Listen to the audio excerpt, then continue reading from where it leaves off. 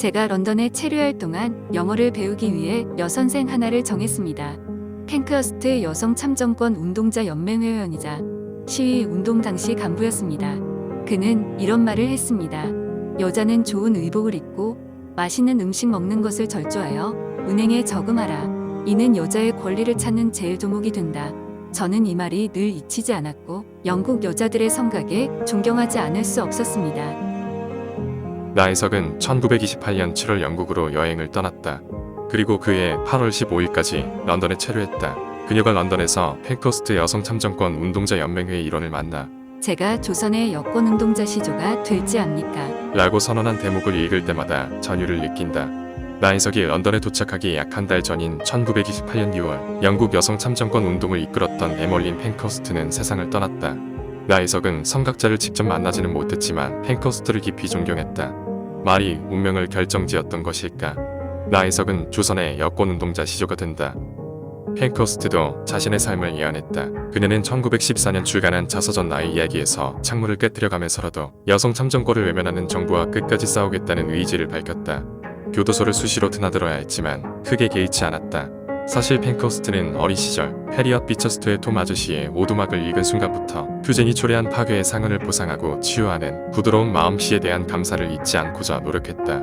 무엇보다 여성 참정권 획득이라는 운동의 목표를 비폭력화법 노선으로 관철시키고자 했다.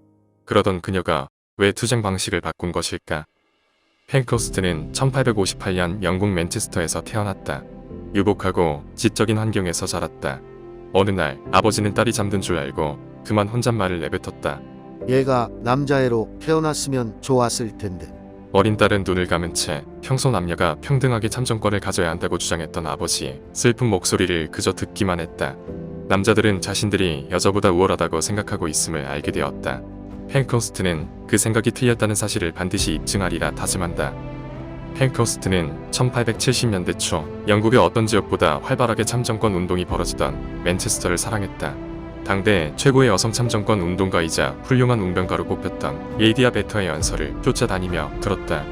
15세의 프랑스 파리의 여학생을 위한 고등교육 분야에서 유럽의 선구자 역할을 한 학교에 입학한 펜크허스트는 공화주의 운동가들의 이야기를 접하며 자유주의적 사고를 더욱 확장시켰다. 18세에 맨체스터로 돌아와 최초의 여성 선거권 법안 초안을 작성한 변호사 리처드 펜크허스트를 만났다. 3년 후인 1879년 두 사람은 부부가 된다. 연이은 출산으로 몇 년간 가정사에 깊이 몰두할 수밖에 없었지만 펜크허스트와 그녀의 남편은 여성이 가정만 지키는 기계가 되는 것을 원치 않았다. 펜크허스트는 여성 참정권협회의 실행위원으로 근무하는 한편 기혼여 성재산법 제정을 위한 위원회에서 남편과 함께 활동했다. 1882년 기혼여 성재산법이 통과되자 그녀는 참정권 운동에 온 힘을 쏟는다. 펜크허스트는 1886년 가족들과 함께 런던으로 이사한다. 당시 런던에서는 성냥공장 여성 노동자들이 대파업을 하는 중이었다. 펜크허스트는 사회운동가 애니 베전트 같은 뛰어난 여성들과 함께 열정적으로 파업에 참여했다.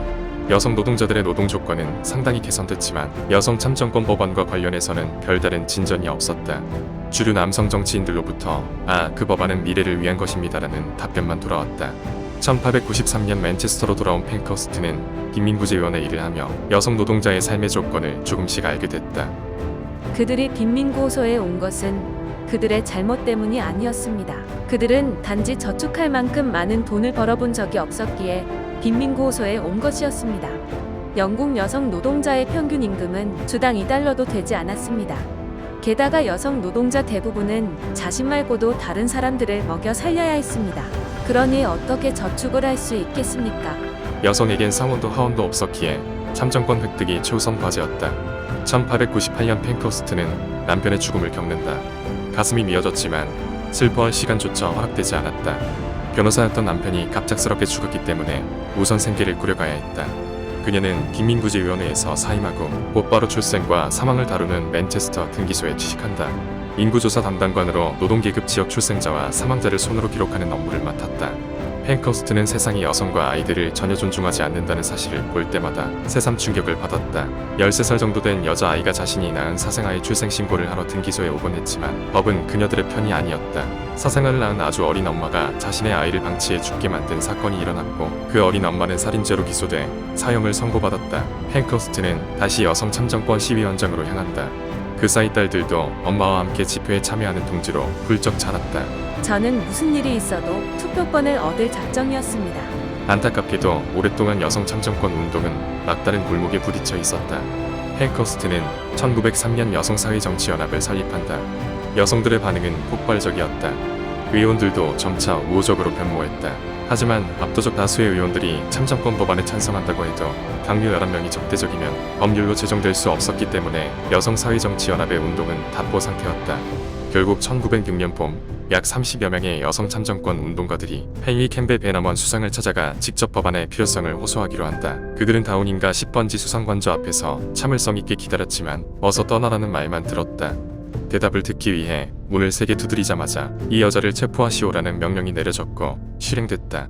여성사회정치연합을 비롯한 모든 참정권 단체가 분노했다. 의원들도 상황을 파악하고 200명이 한꺼번에 정부가 발의한 여성 참정 법안의 필요성을 수상에게 촉구하는 청원서를 보냈다. 수상은 답했다. 의제에 공감하고 있으며 의제가 옳다고 믿는 동시에 여성들이 투표할 자격이 있다고 확신합니다.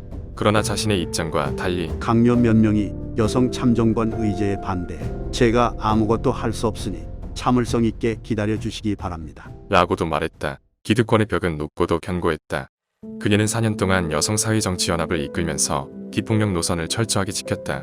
사회적 합의를 도출하기 위해 필요한 전략이라고 판단했다. 그러나 시위 도중 경찰들이 여성들을 때리고 목을 잡고 얼굴이 새파래질 때까지 공원 울타리에 찍어 누르는 일이 벌어졌다. 팬커스트도 난투전 속에서 바닥에 내둥댕이 쳐졌고 심하게 다치기도 했다. 막활료를 걸었다. 1907년 2월 12일 의회에서 낭독된 국왕연설의 조항 가운데 여성 참정권 법안에 관한 내용은 여전히 언급조차 되지 않고 있었다. 일어나라 여성이여 지금 당장. 팬커스트는 두 슬로건을 외치며 행진했다. 영국 정부는 여성사회정치연합이 수상에게 결의안을 전달하려 했다는 이유로 130명의 여성을 감옥에 보냈다. 여성사회정치연합 회원들은 유리창을 깨며 정부에 저항했다. 상점 주인과 소매상, 다른 사람들이 겪은 손실에 대해서는 무척 유감이었다. 많이 괴로웠다. 하지만 비난과 처벌을 피하지 않겠다는 각오로 자신들의 절박함을 영국 사회에 호소하고자 했다. 팬커스트는 포효하듯 연설했다. 폭군이 남성들에게 노예의 속박을 강요할 때 남성들이 가만히 있으면 비겁하거나 불명예스러운 것이지만 여성들이 가만히 순종하는 것은 존경할 만한 것이라고 남성들은 주장합니다. 서프러제트는 이런 도덕적 이중 기준을 절대적으로 거부합니다. 팬커스트는 또다시 수감되었지만 뜻을 굽히지 않았다. 1914년 1차 세계대전이 발발했다. 팬커스트는 독일과의 전쟁에서 영국의 승리를 위해 민간 외교사절단 일원으로 러시아로 향한다. 1918년 전쟁은 끝나고 영국은 승전국이 된다. 누구도 그녀의 공헌을 부정할 수 없었다. 1918년 영국 정부는 30세 이상의 여성에게 참정권을 부여한다. 팬커스트는 절반의 성공에 만족하지 않았다. 성인 여성 모두가 참정권을 얻게 되는 날을 염원했다. 남녀 동일 임금과 평등한 결혼제도, 동등한 이혼 조건 등의 법안도 함께 주장했다. 하지만 수감 생활과 단식 투쟁 등으로 오랫동안 건강이 좋지 않았던 팬커스트는 1928년 6월 70번째 생일을 맞지 못한 채 세상을 떠난다. 몇 주 뒤 영국 의회는 법안을 통과시킨다. 21세 이상의 모든 영국 여성들이 참정권을 획득하게 된 것이다.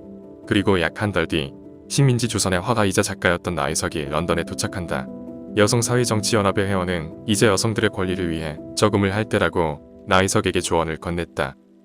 여성이 권력과 돈을 거리낌없이 이야기할 수 있는 사회를 여성운동의 선각자들은 반가워할 것이다.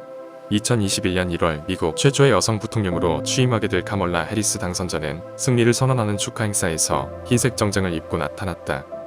그녀는 영국과 미국의 여성 참정권 운동가들이 입었던 흰색 옷으로 자신의 승리를 기념하며 매 순간 전진하고 있는 여성들에게 경의와 찬사를 보냈다. 에멀린 팬커스트 나에서 카멀라 해리스는 분명 다음 세대의 여성을 기다리고 있을 것이다.